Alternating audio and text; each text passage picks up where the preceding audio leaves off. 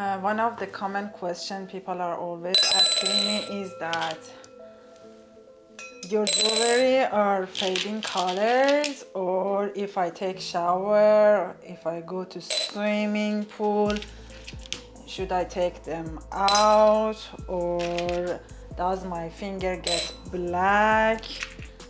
Such question they are always asking me, and here I am to tell you the answer. Let's see what is the answer for this common question. If that's your question as well, comment below. You are worried about when you buy a jewelry, you want a high quality, great price, and amazing customer service after the purchase. Okay, now I'm going to show you what is going to happen. Are you ready?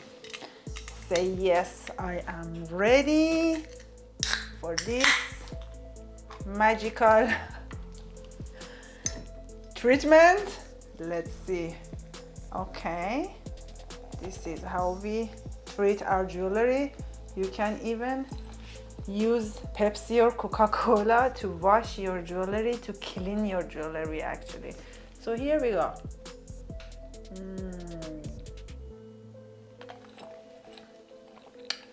Tastes like gold.